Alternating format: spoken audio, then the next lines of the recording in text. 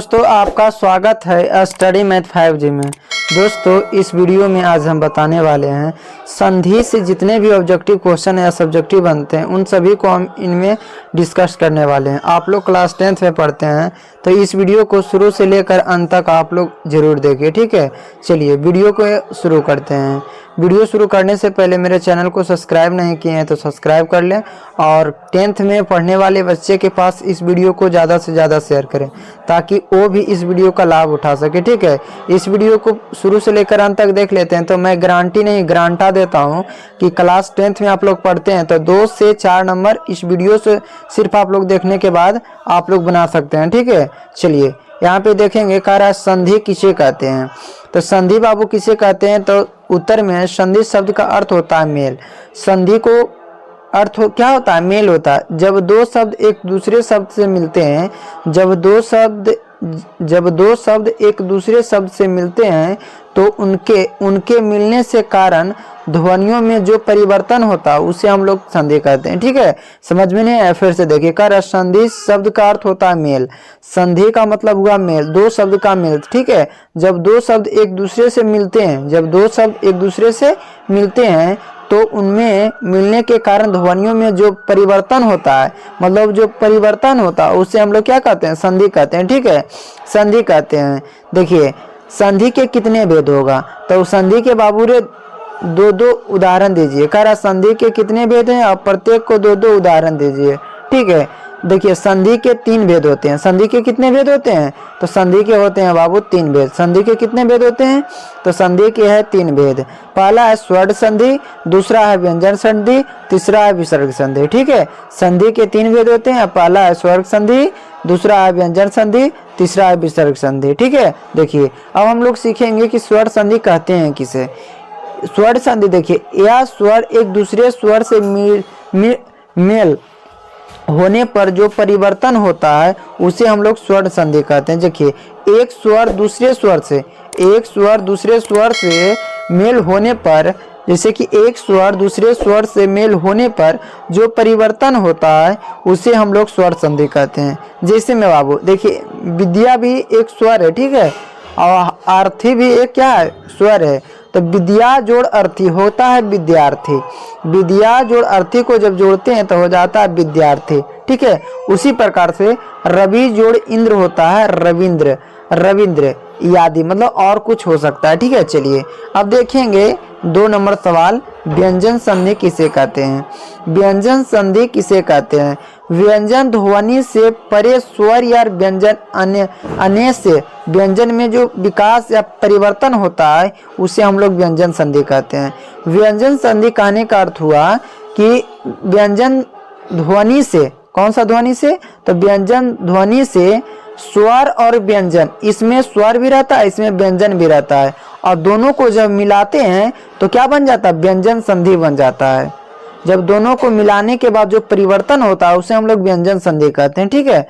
जैसे में देखिए दिक जोड़ अंबर दिगंबर, दिक जोड़ अंबर दिगंबर। देखिए दिक जो है एक क्या है, स्वर है, अंबर क्या है, एक व्यंजन है।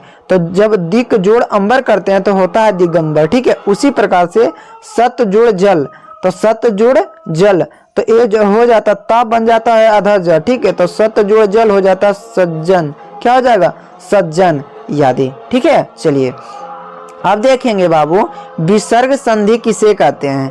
विसर्ग संधि किसे कहते हैं, ठीक है। विसर्ग संधि के बाद स्वर या व्यंजन आने पर विसर्ग में जो विकास होता है या परिवर्तन होता है उसे हम लोग विसर्ग संधि कहते हैं, ठीक है। विसर्ग के बाद स्वर या व्यंजन, विसर्ग के बाद स्वर और व्यंजन आने पर विसर्ग में जो विकास या परिवर्तन होता है उसे हम लोग क्या कहते हैं, विसर्ग संधि कहते हैं। जैसे में देखिए नमः, यहाँ पे क्या है, ये क्या विसर्ग है, 2 बिंदु को हम लोग विसर्ग कहते हैं ना। तो नमः जोड़ते तो इसको पढ़ेंगे नमस्ते, क्या कहेंगे, नमस्ते।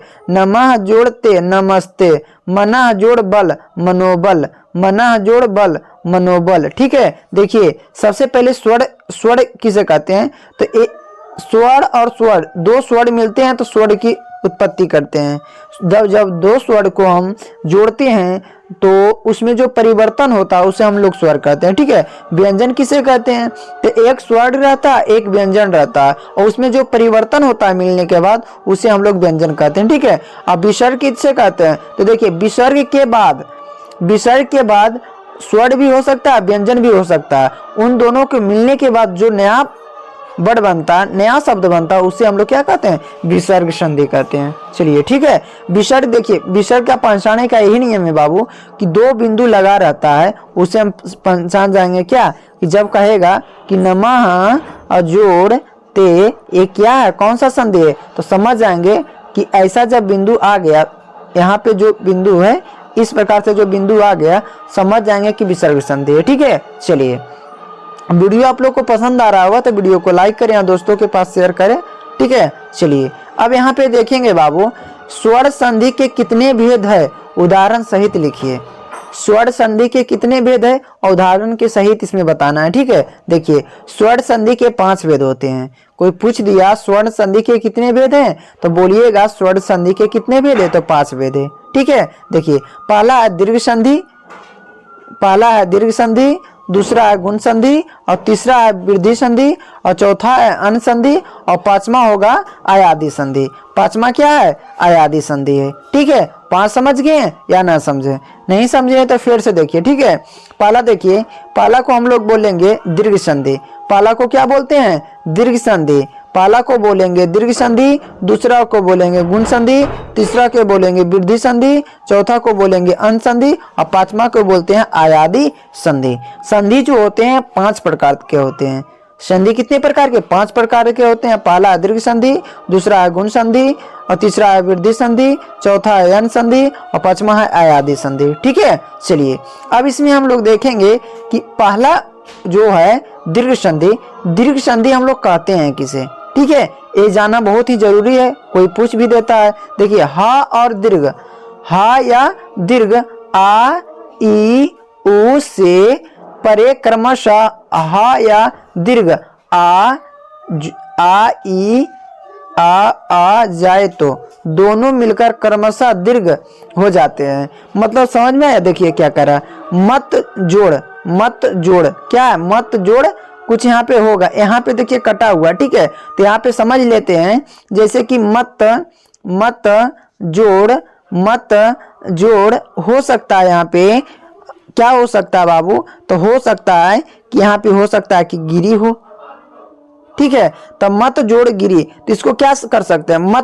मत है तो यहाँ हो सकता है ती है, तो मत जोड़ गिरी, तो गिरी यहाँ पे है इधर का। ठीक है, तो हो सकता है कि इधर का हो।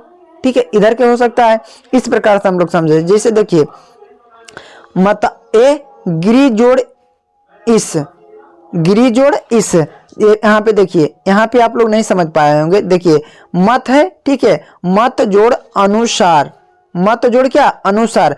तो मत तो लिखा हुआ है, और जो ए आकार वाला आ है ना, तो उसमें अगर मत यहाँ पे आकार लग गया। ठीक है, और नु जो लिखा हुआ सार है, मतानुसार हो जाएगा। ठीक है, चलिए उसी प्रकार से देखिए यहाँ पे लिखा हुआ गिरी जोड़ इस, जो गी तो दे दिए, यहाँ पे दीर्घई है, यहाँ पे क्या है? दीर्घई है, तो दीर्घई को हम इधर से कर दिए। ठीक है, तो ग्रीस हो गया, ग्रीस यादी। ठीक है, चलिए अब यहाँ पे देखेंगे करा गुण संधि किसे कहते हैं? यदि या और यकर या और क्या? यकर या के आगे हर्षई और दीर्घई, हर्षऊ और दीर्घऊ, री या री आते हैं तो दोनों के मिलने से क्रमशः ए ओ और अर हो जाते हैं। क्या हो जाते हैं? ए ओ और अर हो जाते हैं।